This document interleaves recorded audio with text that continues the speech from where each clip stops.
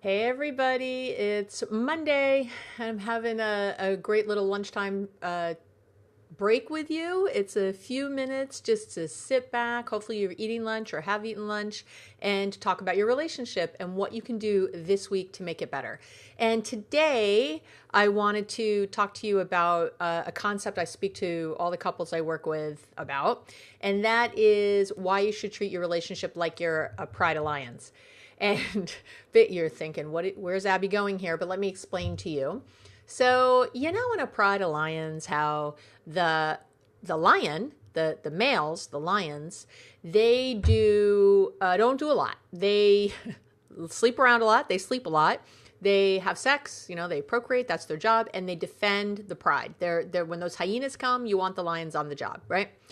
The rest of the time, they spend hanging out, not seeming to do much. The lionesses, by sharp contrast, however, are busy all the time. And I've seen some studies that say that they're working, that the work that lionesses do is about 80% to 85% more than what the lions do, kind of major, because they take care of all the young, and they actually do that very democratically. If a mother has a baby, a lioness has a baby, she'll actually go seek out other lionesses that have babies. It's really kind of cool, and they'll work together to protect the cubs. It's really neat. They'll do that together. So, but anyway, so that might remind you of our species. Also, I was in many a mom's group, so. There's that. And then they also obviously do all the hunting, right? So they do all the hunting. That's their job. Now, if you were to compare hour to hour and say what the lionesses do versus what the lions do, you would think, wow, these lionesses have the short end of the stick. They're screwed. This is terrible. What a horrible misogynistic environment. Well, I get that, on that level, but the problem is when we start doing that hour to hour comparison. I talk about this a lot. You can't do it in your relationship. You really can't, because as the lions show us, if there were no lions and nobody was there defending the pride and the cubs and no one was there procreating, having more lions, the species would die out very quickly, actually. And obviously, it's the same if the lionesses weren't there. If nobody was having cubs and there was no food, there would be a problem. Both are equally important. One is not more important than the other. They're both equally important. Their jobs are just very different. And when you look at it from the outside in, they might not seem fair, because we tend to look at things in, again, kind of a very Western way, which is how many hours. So I have couples that come in all the time. Well, I do the grocery shopping and I take care of the kids and I run the house and maybe I even work also outside the house. I do so many more hours than my partner. And we know, if you look at research from the Pew Research Center or just about anyone else, we know that women do more work than men. We know it. Don't argue with me, men. There's a lot of research on this. If you want me to send you links, I'll be happy to. There's a lot of research on this.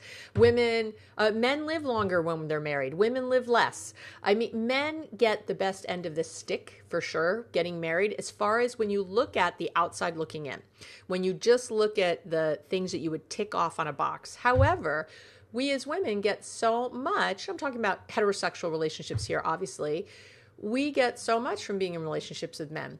The problem is that we often realize this in the beginning of a relationship, but as the relationship goes on, we forget and we start to compare. We start to go, oh, I'm doing this much and he's only doing that much. He needs to pull his weight. He needs to do more. He needs to do X or Y. And we don't take into account that they're lions, that we're almost like a different species in some way. And what we're doing is different. Now, I'm not saying that there aren't some lazy guys out there. I see you. And I'm not saying there's not some lazy women out there. I mean, people have trouble sometimes keeping up with life. I get it. And I'm not saying that you should never kind of feel appreciated by your partner. I think you should always feel appreciated by your partner and always feel like, what you're doing really matters. But your partner needs to feel that too. And I want both of you to come together and really realize the value of what the other person does and stop comparing thing to thing. Stop comparing hour to hour or job to job.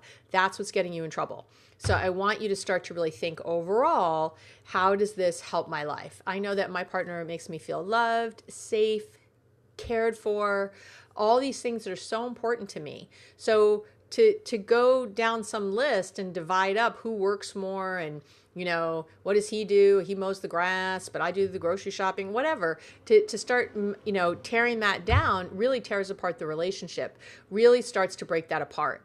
And we start to then look to our partner and we start focusing on what they're not doing and how much we're doing and they're not. And I have to tell you, all of this is a recipe for disaster. So what I really want is for you to start really thinking about your standards. I talk about these all the time, having high standards. What is it that you really need in a relationship? Do you really need someone to, I don't know, mow the lawn as many hours as you grocery shop? Like, is that what you dreamed about as a kid in your dream relationship? I don't think that's it. I don't think that's the thing that has you feeling loved, has you feeling cherished, has you feeling like this is the relationship for you. So to focus on that is crazy. So instead, I want you to focus on the real things that you need and make sure you have those. So maybe that's feeling respected. Maybe it's feeling appreciated. Maybe it's feeling protected. I don't know. You're allowed to, whatever you want, you're allowed to have as your list. I just really want you to get past the, again, hour to hour, thing to thing, direct ratio comparison and start to really get down below that to what truly matters to you. So you can focus on that. Am I getting that? All that other stuff ends up feeling like we're nagging our partners, but both ways. And it doesn't feel good. And we start to really focus on all the stuff that's on top instead of really focusing on the fact that, I don't feel appreciated in this relationship. I'm not feeling loved. Well, why not? What are the things that are showing up that make me feel like I'm not number one in your life? And I don't think helping you with the groceries is that thing. I think it's something else. I think helping you with the groceries is the easiest thing to point at and something that comes up and you can kind of go, oh, there it is. That's one way I feel unappreciated. Yeah, maybe. But what's under that? Because what's under that is what's going to help you really heal the relationship. What's under that is really going to be the thing. Do you feel like your partner has your back? That's probably what's really there. And how can he or she show you that they have your back?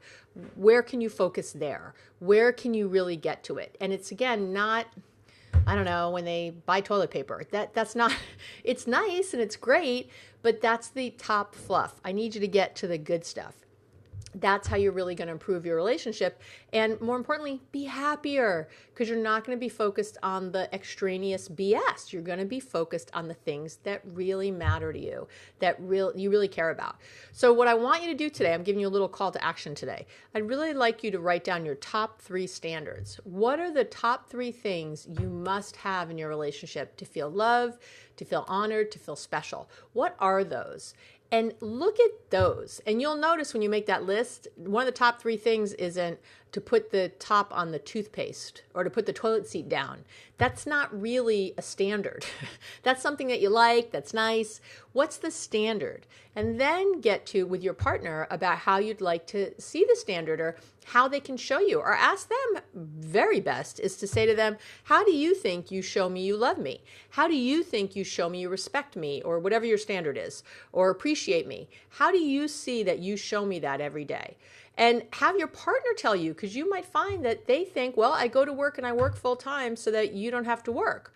And that to me feels like I'm showing you I appreciate you. And to you, you might think, I'd rather go work and have you work less and us do other things together. You might have a different idea of it. You need to talk about it. This is the stuff to talk about. But often people are thinking they're showing you what you want and they're not. So I need you to ask the question.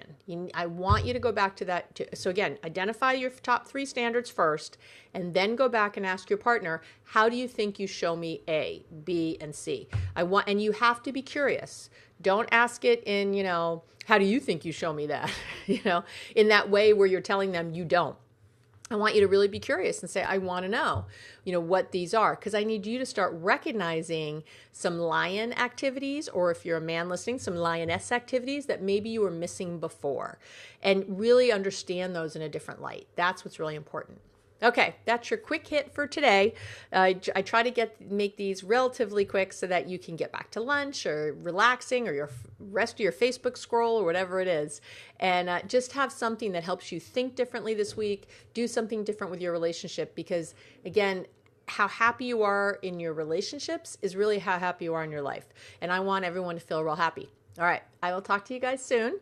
If you have questions in the meantime, you know you can always come see me at abbymedcalf.com or send me an email at abby@abbymedcalf.com. Have a great